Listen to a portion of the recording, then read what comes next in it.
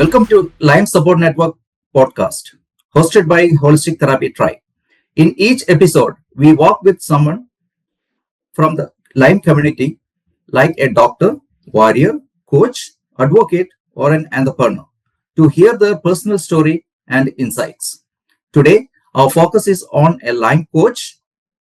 Our guest is Jessica Sh, a pre-licensed counseling professional who knows the Lyme journey firsthand.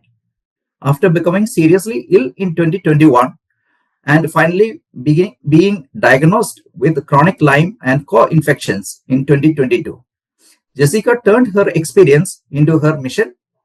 She now supports individuals navigating the mental and emotional challenges of chronic illness, drawing from both her academic training and her personal path to healing. Welcome, Jessica. Thank you for having me. Yeah.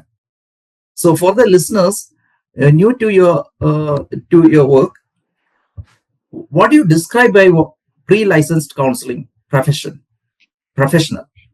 Does it in context of chronic Lyme space? Yes. So, a pre-licensed counselor, where I am, which is Georgia, means that I am working toward my full licensure as a therapist, a mental health therapist, and so they kind of give you that name of the pre-licensed counseling professional. So I just graduated with my master's degree in clinical counseling, and to help individuals who have chronic Lyme disease, we support them. We give them a safe space to come tell their story, which is huge. Teach coping skills for daily living, and just really give them that space that they haven't been given before to process things.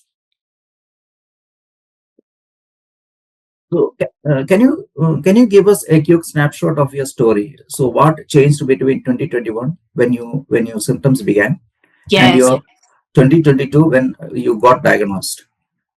Yes. So in 2021, I thought I had a sinus infection. No big deal. I went to the doctor, got antibiotics for it. Thought I was on the mend, but then I started having a little bit, I guess you could say, more serious symptoms. For instance, I started having chest pain and shortness of breath that sent me to the ER. And so I was like, wow, something is not right. I was super busy all the time, very active. And this was almost just like hitting a wall. So when I went to the ER, they, of course, did all the workup and everything, and they couldn't find anything. So the doctor told me that it was probably just back pain. So I felt a little bit like I was kind of being talked down to already at that point in the beginning, because I knew that it was chest pain, not my back hurting. So then the next thing I know, I had so many symptoms that I couldn't even count anymore. And I would be sent from specialist to specialist, and none of them really giving me an answer. Got misdiagnosed a few times and sent through procedures that were very scary and invasive. And then I started doing my own research once I got to a neurologist who told me that none of my symptoms made sense altogether and that I was trying to get attention. So that upset me, that it made me mad. So I started doing research for myself. And that's when I ended up finding a Lyme-literate doctor. And turns out that's what I had, Lyme disease and some co-infections. So being mad, and everything, I finally felt great having that diagnosis. I finally had words to put with what was going on with my body. So that's a little bit of my story. So getting that diagnosis was overwhelming, but it was also empowering at the same time. So, before getting your first Lyme doctor, how many doctors you happen to visit or see? Oh my goodness. I would say close to 20. And it's wild to even think about it now.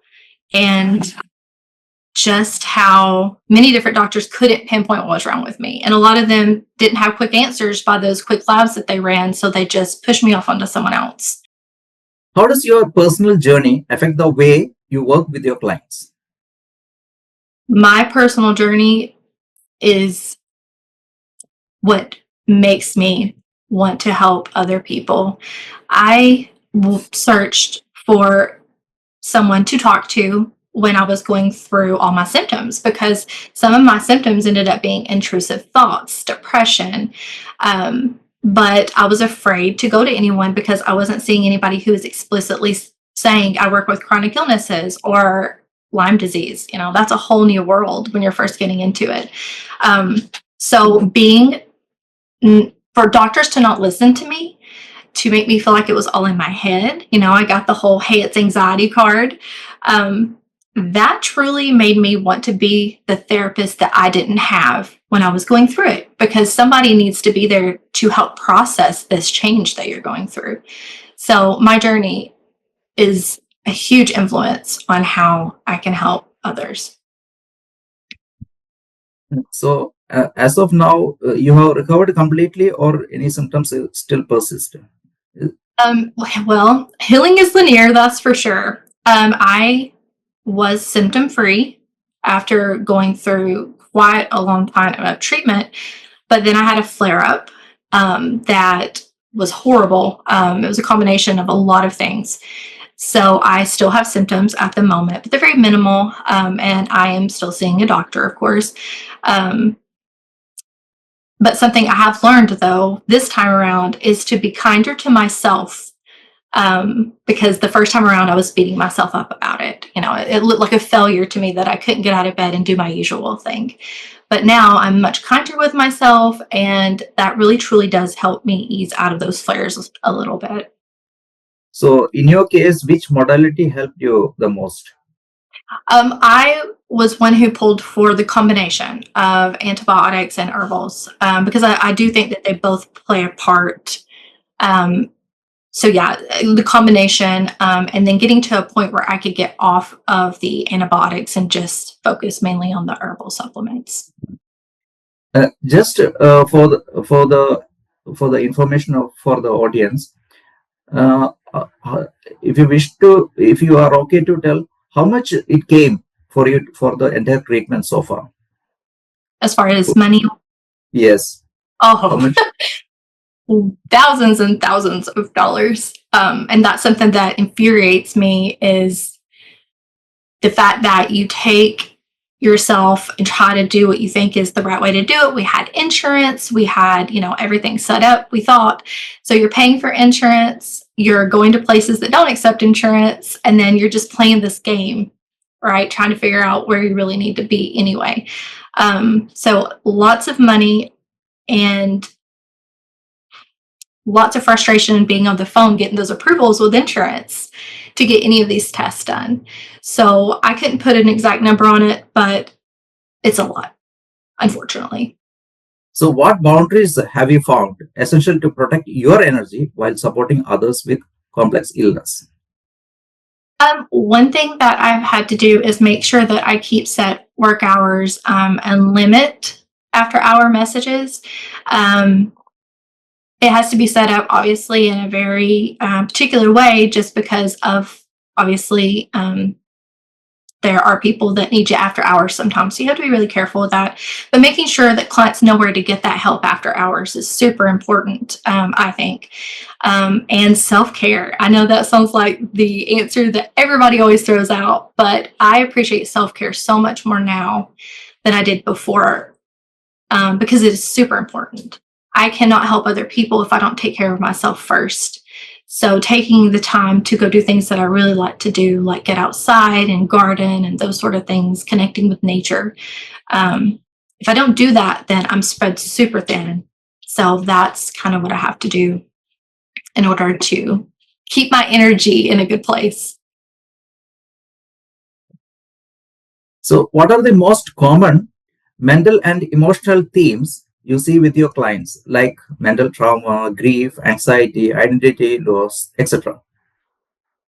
For chronic illnesses, there's so much medical trauma there.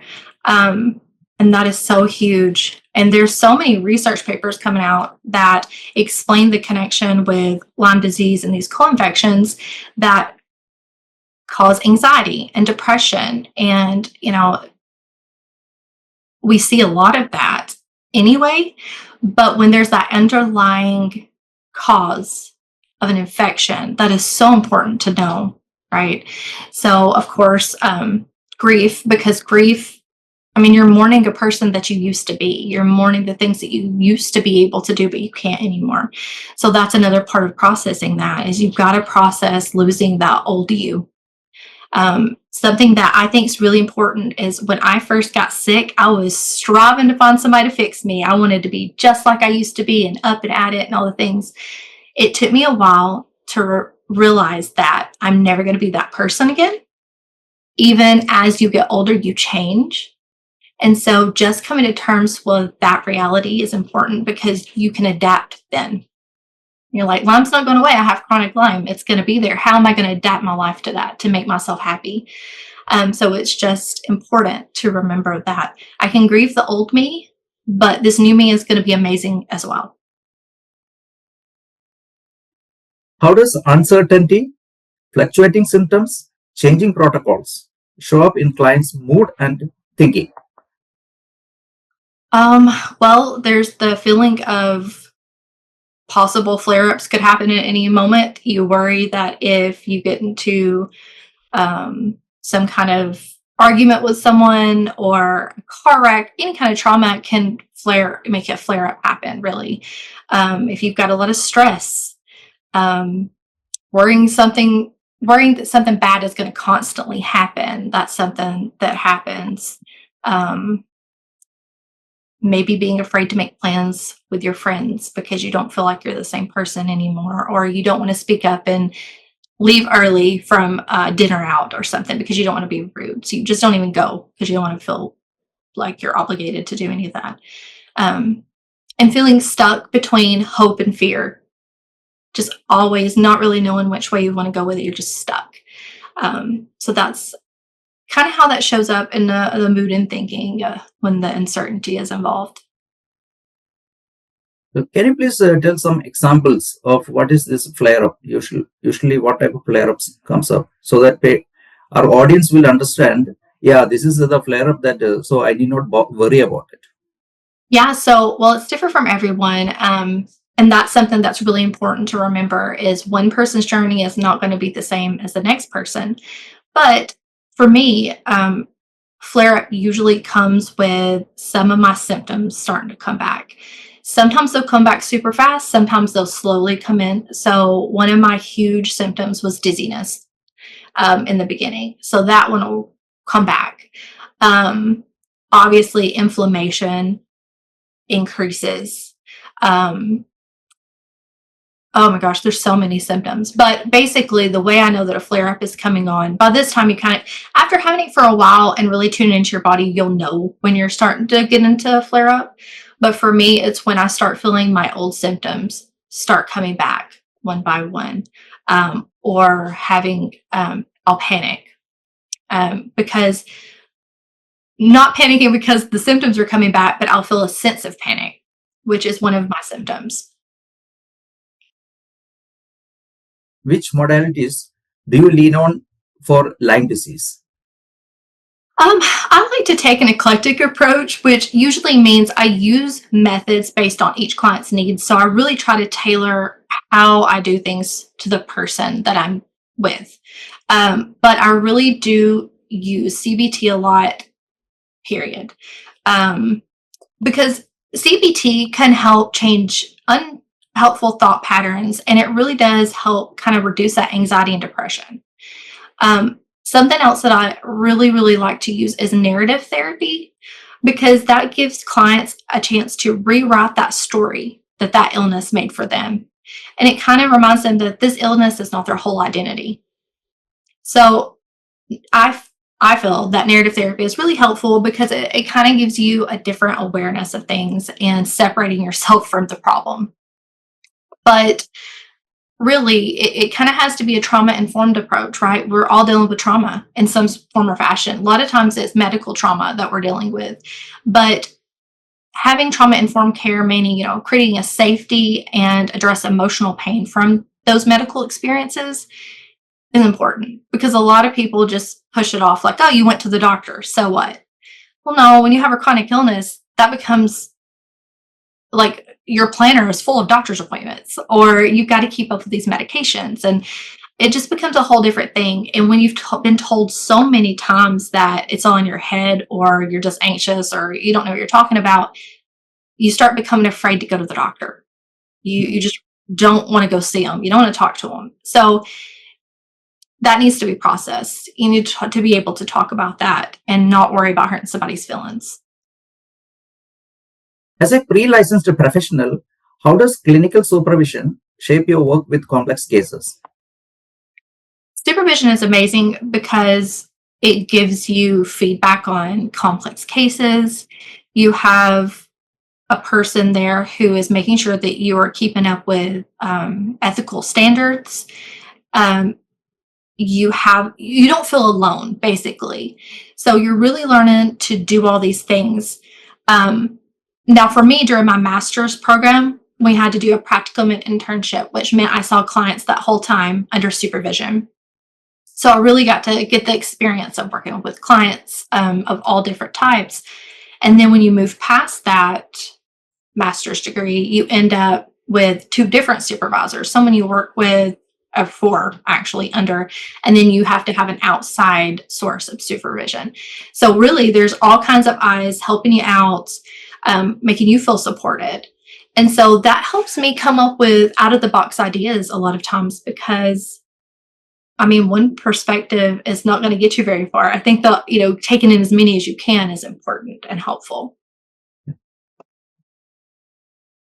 What can a new client expect during your first session with you?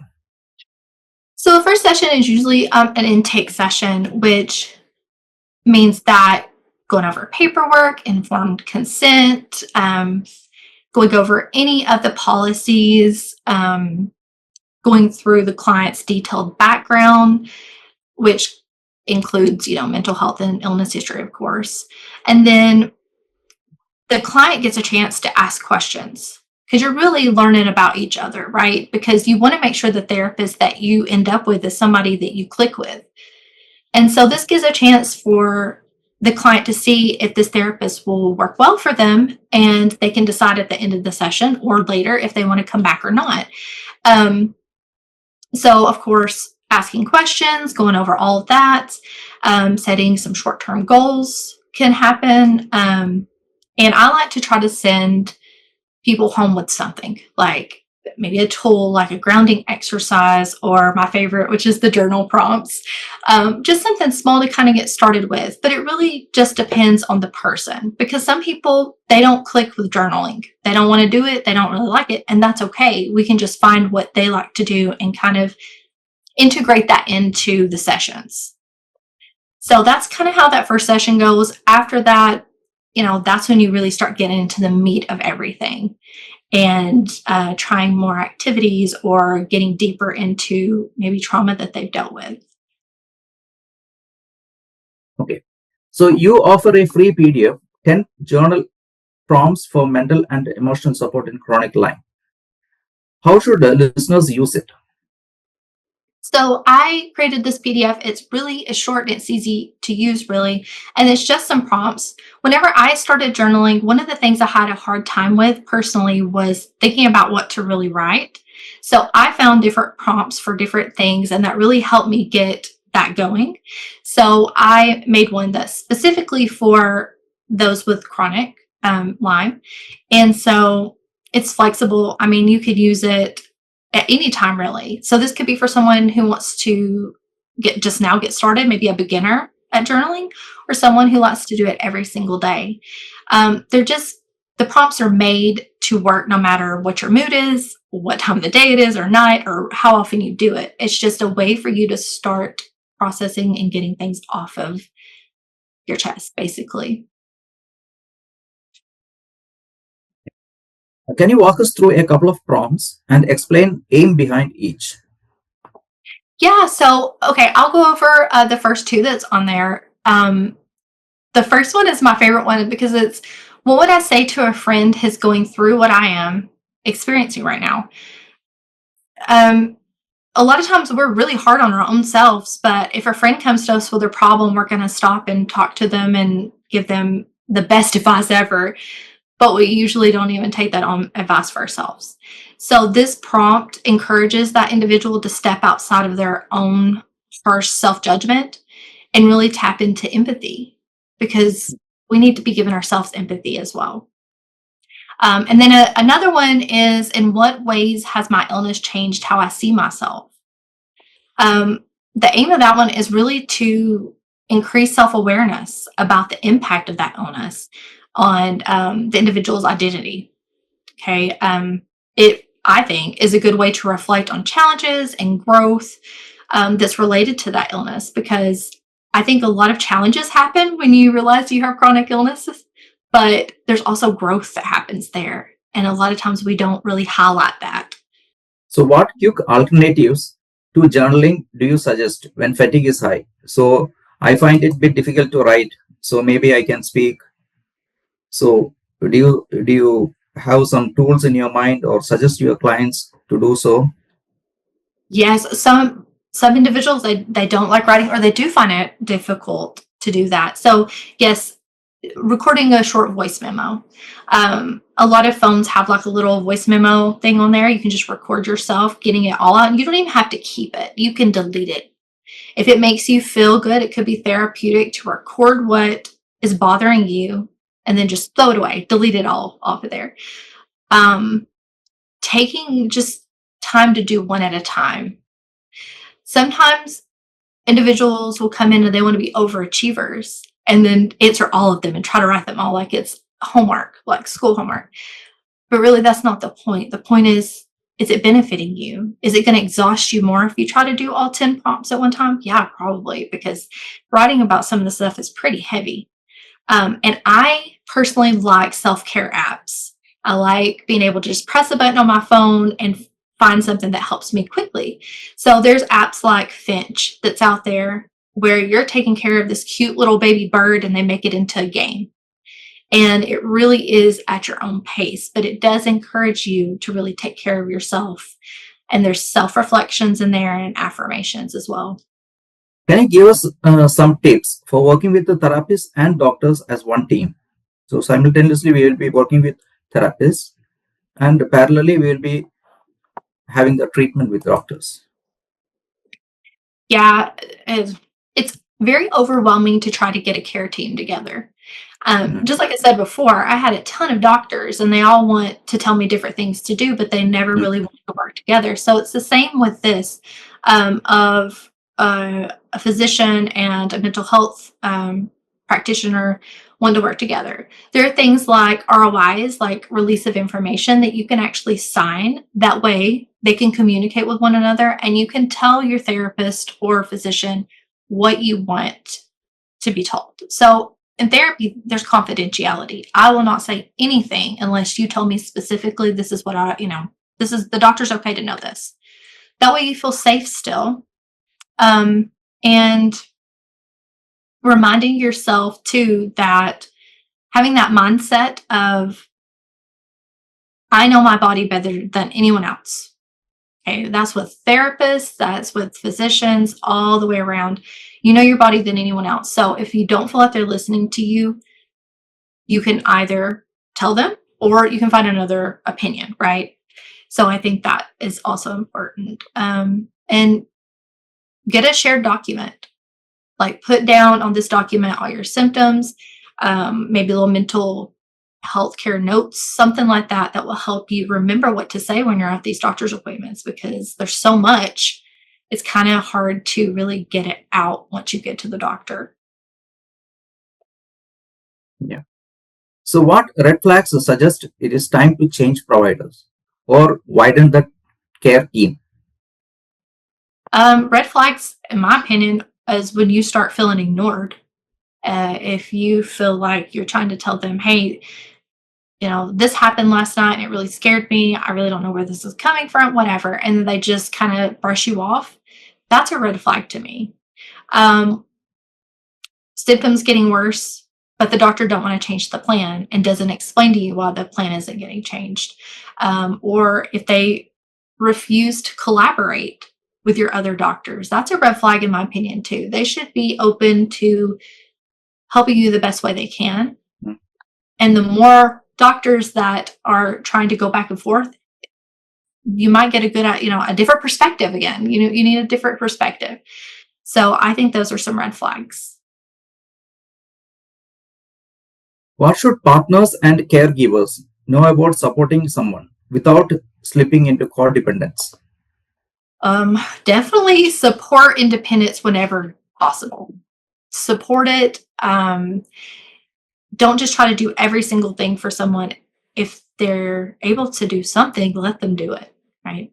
And sometimes I think it's better to ask rather than assume. Ask the person what they need or what they think would be helpful instead of just assuming, because sometimes we start feeling like, okay, we can do that, or get a little irritated at some things. And with some of the co-infections, that's symptoms, right? You're super irritable at different times, and then it just becomes a whole thing. So to cut down on some arguments or some feeling bad about, how you made someone feel in that situation, really just asking, learning to communicate. That is super important. And last but not least, the caregivers need to get support. It is so good to have a support system when you're going through chronic illness, but it's also important for caregivers to get that support as well, because there is a such thing as caregiver burnout.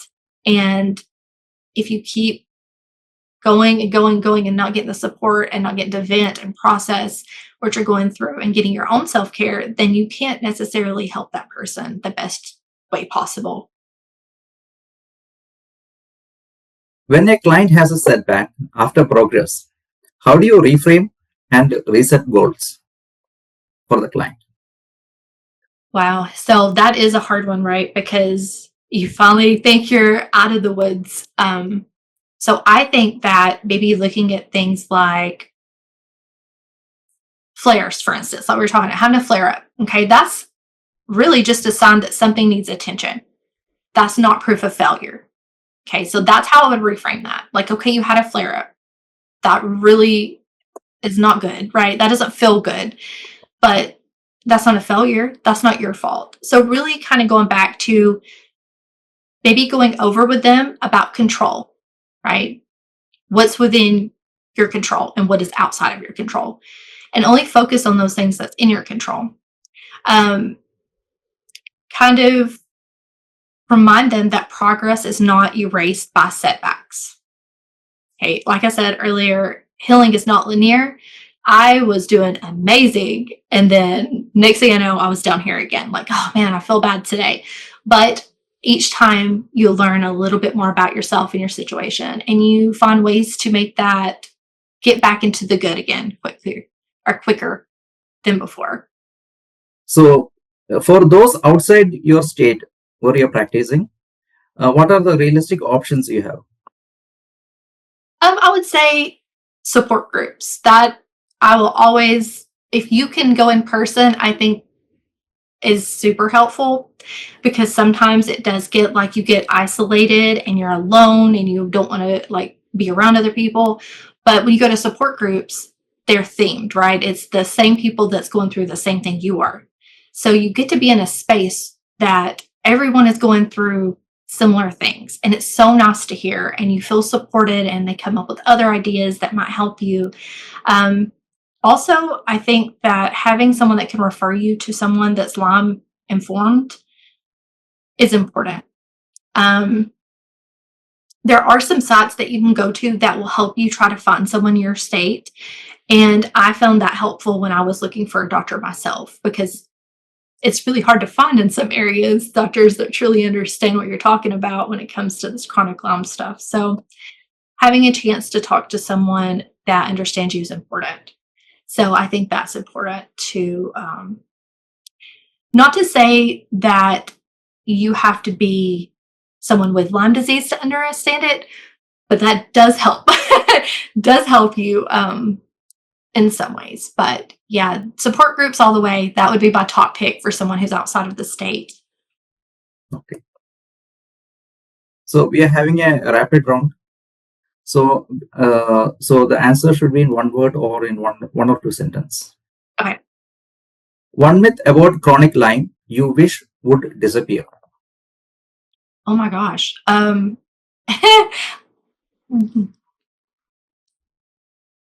This is hard for me to put all in just one word. I want to say it's all in your head. That's the biggest myth that I want to bust. It's not all in your head. But let's say anxiety. Every time I swear it's like, you're anxious. You're anxious. Yeah, I'm anxious because I don't feel good. And you ain't telling me what's wrong with me. But yeah, so anxiety. So it can be one sentence or two sentences. No problem. Okay. One affirmation or self-talk line you actually use. One that I actually use is, I am not defined by my illness. I am defined by my courage. Next one. A question you love clients to ask themselves on hard days. What is one thing that I can do right now to take care of myself? And it can be simple, super simple.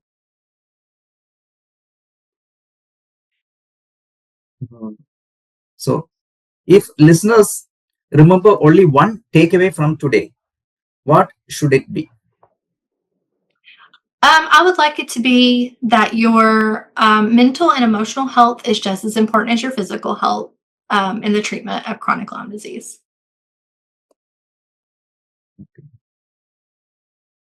So where can our audience find you and grab the free journal prompts, and how should they reach out to you?